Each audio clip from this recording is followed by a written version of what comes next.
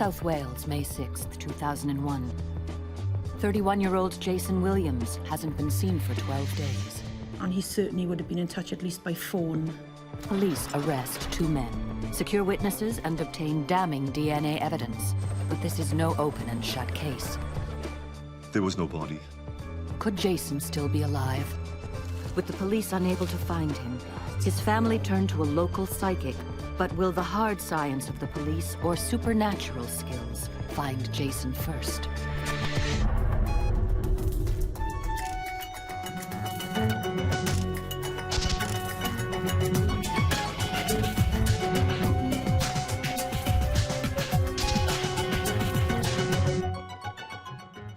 Lacor, a quiet commuter town on the south coast of Wales.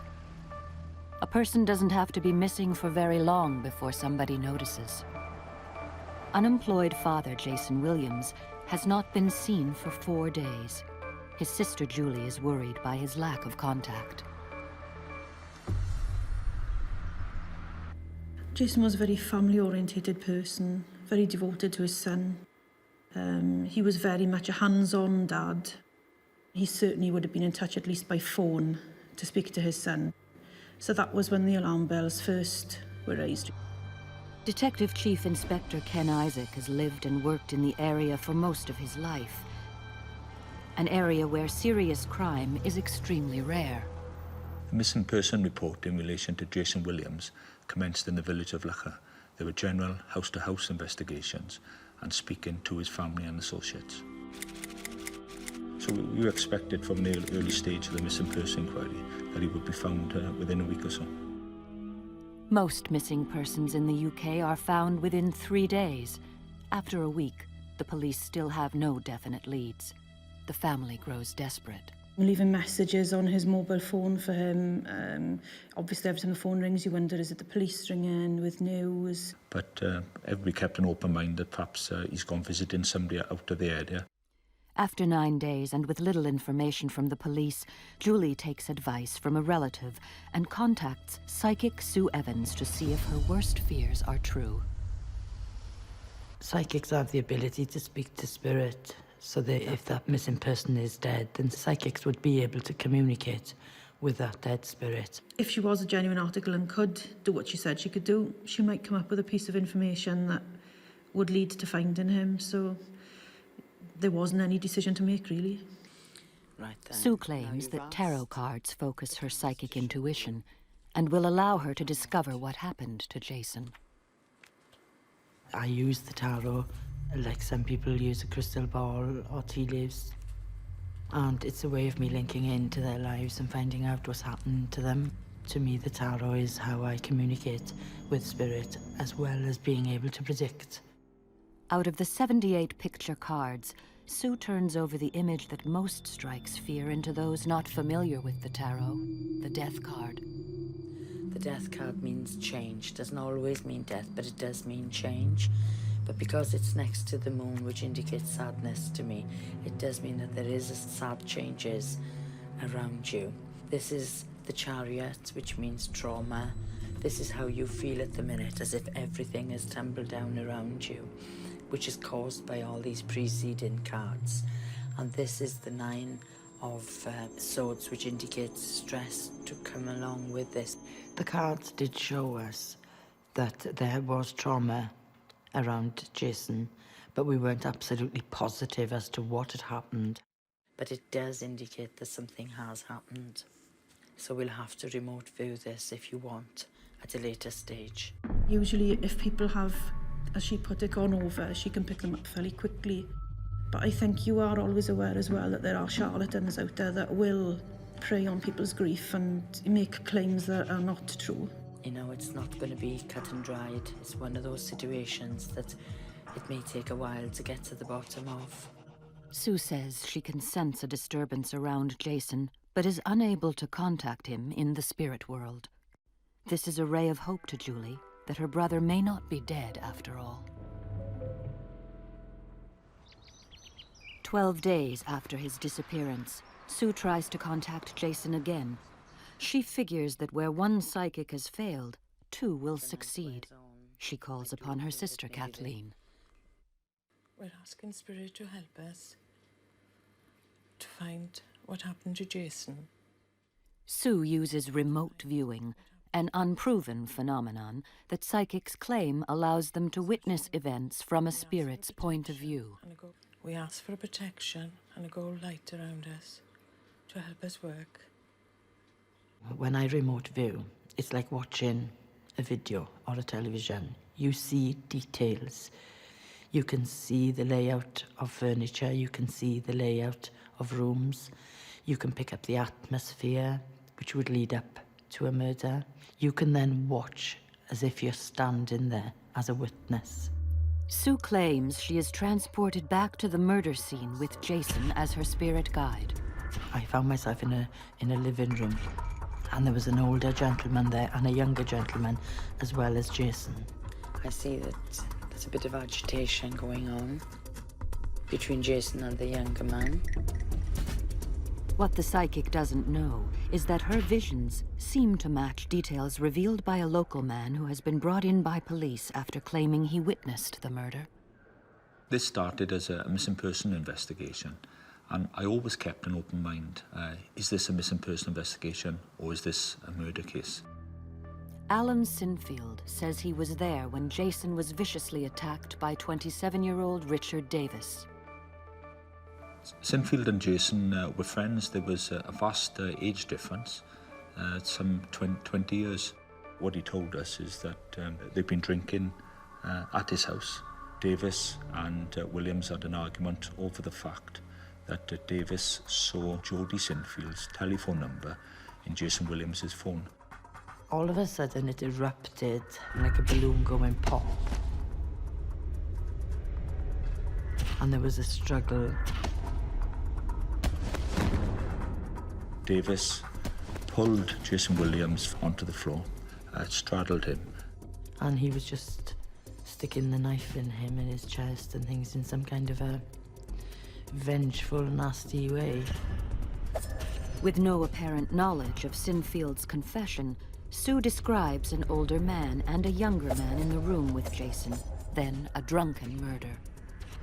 She has no doubts what this information is all about. Jason wants to ensure his killer is brought to justice. There is an element of wanting justice done because somebody had taken his life. It's 12 days since 31-year-old Jason Williams was last seen alive in Lochor, South Wales. This missing persons case takes a dramatic turn when a 57-year-old local man, Alan Sinfield, is interviewed by police. This was turned into a murder investigation, primarily from the disclosure by Sinfield to the police saying that Richard Davis had killed Jason Williams, and he was a party to the disposal of his body. For 24 hours, these details are not released even to Jason's family, yet somehow psychic Sue Evans' vision of the murder appears to match Sinfield's confession. The police remain open-minded over what has happened to Jason. And we weren't sure at that stage, was he involved in the murder? Did he alone do the murder and blame Richard Davis? And they were things that we were hoping to clarify. Richard Davis was also arrested that night, and he was given an opportunity to give his version of events. Davis protests his innocence and claims that although he had an argument with Jason, he left Sinfield's house with him still alive.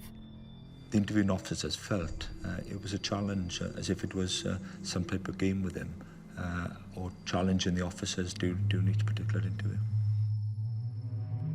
The police act fast and send in forensic teams to Sinfield's house. Now, both Ken Isaacs and Sue have terrible news to deliver.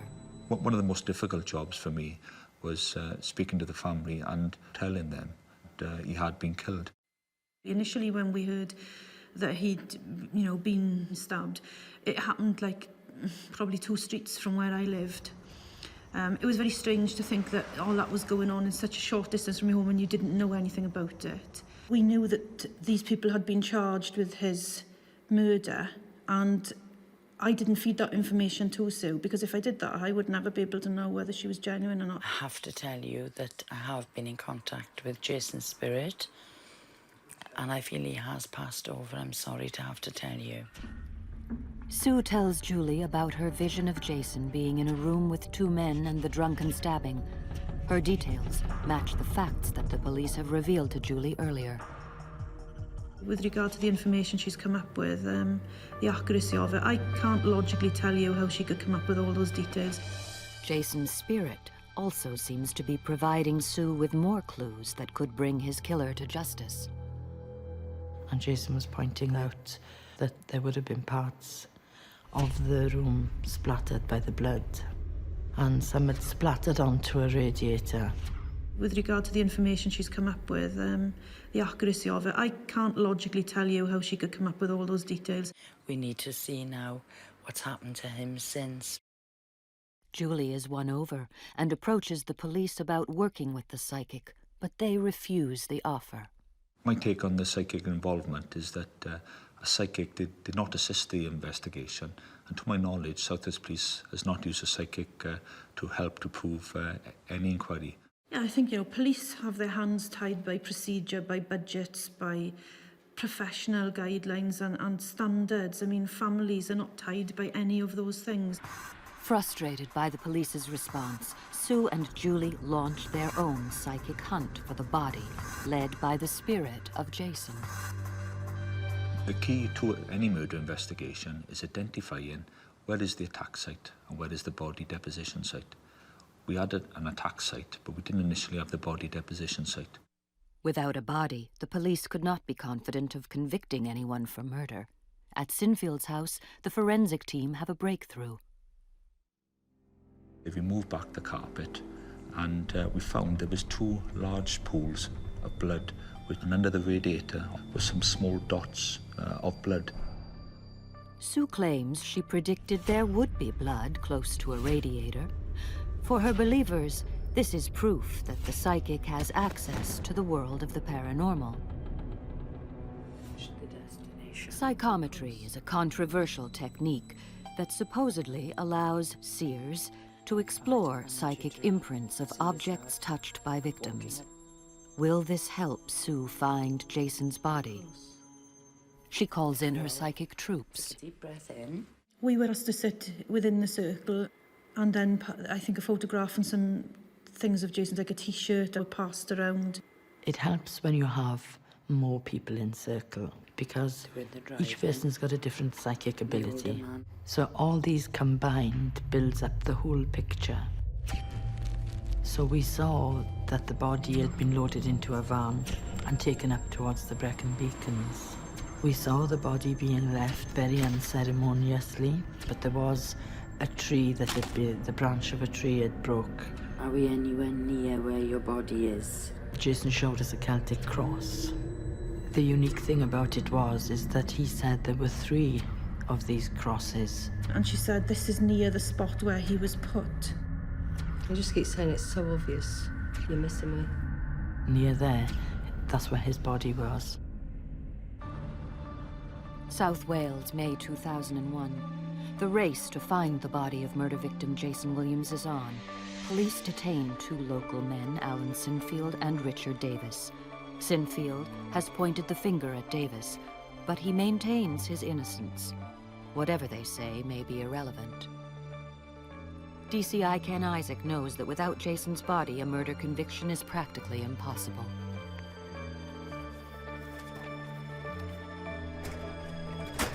It was important for us to recover Jason's body for 2 reasons. Primarily, to prove the case of murder. There's been very few convictions or murder convictions where a body hasn't been recovered. And secondly, for the family, so they could have closure on the case. At the same time, psychic Sue Evans has launched her own search. She claims that she is in touch with the spirit of Jason, and he has given her clues that will lead to the location of his body. Where we were in terms of the jigsaw at this stage was that we had more pieces to put together to build the whole picture. We needed to know where the body might be to help find Jason. Jason's sister is convinced by Sue's powers and asks the police to use her supernatural skills. But in the UK, busy murder investigation teams often discount the work of psychics. While Sue and Julie embark on their own hunt for more clues, the police act upon Sinfield's admission that he helped Davis dispose of the body. Following Richard Davis killing Jason Williams, they wrapped his body up in black plastic bags. And he and Sinfield went around the Brecon Beacons looking for a place to dispose of Jason's body. Assigned this near impossible task of finding Jason's body in over 500 square miles of moorland is search expert John Williams. The area is so big. Unless we had sort of some indication as to where Jason was, then we were literally clutching at straws. What the police have that Sue doesn't is the help of one of the men who dumped Jason's body. We drove quite a few hundred miles over the days I was with him. I can recall him saying that they drove onto a grass verge at some point. And on my left-hand side, I could see some tyre marks that were on the grass verge. I looked further along the road from where the tyre marks were, and I could see a white bag. On top of the bag, there was a stone. And it just seemed strange. This was in the middle of nowhere. There was absolutely nothing about, and why is a stone suddenly being put on top of a carrier bag? Sue's psychic investigation has already shown her Jason's body dumped on the Brecon Beacons. Will her visions of Celtic crosses and a broken tree turn out to be meaningful? The first thing I saw at this point, I could see that this area was flattened, and that was quite obvious. You could then see the tree trunk here, and you could see that some bark was removed from the main sort of trunk area. It just looked as if somebody put their foot in it. I was more than satisfied that this was a scene, more than satisfied. As Sue predicted, it seems that Jason has been dumped near a broken tree. Now police meticulously search for his body or further evidence. It was literally a shoulder-to-shoulder, slow-time search from the roadway into where I felt Jason was placed. We'd heard that they'd actually sealed off an area in Brecon and forensic teams were searching it. For 12 hours, police search experts painstakingly examine an area that is almost the size of a football pitch. Miraculously, they discover a human hair. He came up trumps because his hair was found interwoven with grass and bracken. For that particular scene, to find his hair was fantastic. I think at that point we were hoping that they would find him. The hair is sent off for DNA testing to secure a match with Jason. After 24 hours of searching, the police are forced to acknowledge the worst. There was no body. I carried a cursory search, but there was no body. It was quite frustrating, really, when they came away empty-handed. Amazingly, Sue's vision of the broken tree has turned out to be accurate, but somebody has been back to the site and Jason's body is gone. Without it, a murder conviction is a near impossible task for the police. Over the following months, the police scour the Brecon Beacons using helicopters, dive teams, and sniffer dogs, every method available to them, except the powers of a psychic. Julie believes that where the police have failed, Sue will succeed. I feel it's definitely near these 3 Celtic crosses. So we decided to go in the car and go up and have a look for ourselves to see if we could find any of these landmarks that Jason was showing us. As we were driving along, we rounded a corner and I spotted a church behind some high sort of conifer trees. And we found a Celtic cross. There was a Celtic cross there. And as we approached it, I noticed that I could just see a Celtic cross in the grounds, and I said to Sue, there's one Celtic cross there. Julie turned on and said, look behind. And there was 2 other Celtic crosses. So these were the 3 Celtic crosses we felt that Jason was showing us. The clues and the jigsaws were coming together, and we just had to trust that he'd guide us to him. In South Wales, 2 very different investigations race to find the body of murder victim Jason Williams. The police search the Brecon Beacons but find no corpse. Jason's sister Julie turns to psychic Sue Evans. She is certain that Jason will be found near the 3 Celtic crosses. crosses that they have discovered in an old Welsh churchyard. The fact that we actually found 3 Celtic crosses in one churchyard, which I think is quite unusual anyway. You could feel his spirit around you, and you would feel a nice warmth. I thought about it, and I really can't think how logically she could come up with as much accurate information as she has. I would never have known these were here. And I do feel that Jason did draw us towards these to show he's in this area. Sue is certain that Jason is nearby. Julie supplies the police with the psychic's vision, but they prefer not to act on information allegedly from beyond the grave.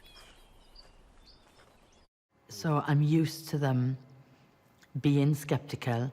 I'm used to not being acknowledged by some of them, even when what I've set out to do has happened. But I feel Julie did feel a lot of frustration because she'd be going there and saying, well, look, we're doing this, we're doing that, why aren't you helping? The police have the confession of Sinfield and strong evidence pointing towards Davis as the murderer. But without Jason's body, taking Davis to court is risky. A conviction secured without a body is virtually unprecedented. My understanding that there's been less than a dozen convictions in British judicial history, or it was at that stage, for a conviction of murder without a body. So we were mindful of that. The police meticulously piece together a package that aims to prove that Jason is dead even without his body. It includes vital information from the crime scene. We got an interpretation to the blood. There was a large pool of blood, so anyone who would have lost that amount of blood would have been seriously ill at that particular time. So that helped to support the fact that Jason Williams didn't leave the scene that night. The hair discovered in the forest comes back with a DNA match with Jason. What Sinfield was saying all along seems to be true. Then detectives interview Davy's girlfriend, Jody Sinfield, and she confirms that he admits to stabbing Jason. The police decide to gamble on the skills of their forensic team, and in February 2002, Davis and Sinfield are put in front of a court of law. Sue's claims that she has spoken to the spirit world will also be put to the test. It was spooky, for want of a better word.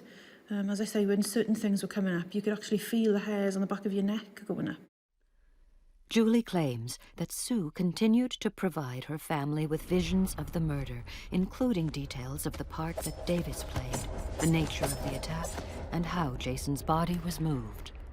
Now this information corresponds with what Julie hears in court. They realised that a lot of the information that I'd given them was accurate, bang on. This proved that I was on the right track all the way through. Julie did go back to see the police and say, well, Sue had told us all this before it came out, and yet you still refused to let her in on this. The thorough police investigation leaves no room for doubt. Sinfield gets 2 years for perverting the course of justice. Richard Davis is found guilty of Jason Williams' murder and sentenced to life. He continues to appeal against this judgment. We were satisfied and pleased, obviously, with the fact that we had done a thorough investigation. But my thoughts are with the family of Jason Williams. It's over 4 years since the trial. Jason still has no grave. His grieving family can only pay their respects at a memorial near the site where he was originally dumped. Jason seems to have accepted things a lot better as the years have gone on. He seems to have a little bit more acceptance of what's happened to him, but the drive is just as strong. He still wants us to find his body. He's still around us, and he is only a thought away, and he pops into my mind quite often, quite regular. Sue is certain that Jason is near the 3 crosses, and with police help she could find his body, but the controversy over the intervention of psychics and clairvoyants in criminal investigations remains. Well, I feel that psychics are another tool that the police can use. I would like to see every police headquarters having psychics on their books. It's nice to see Callum's dog is still here. Oh, bless. Yes, Callum's little dog. Because obviously he has no grave to go to. No. It's a little present for his father. Mm. I think she's been psychic from a child. To her, that is normal, and I get the impression she can't understand why we find it so amazing, because for her, it's fact. Sue's relationship with Jason has had a lasting effect on her. It proves that there's life after death, and it proves that your loved ones care for you after they've died, and that they still have emotions and feelings even though they're dead. I will always keep looking for him, and I will always be there for him for as long as I can.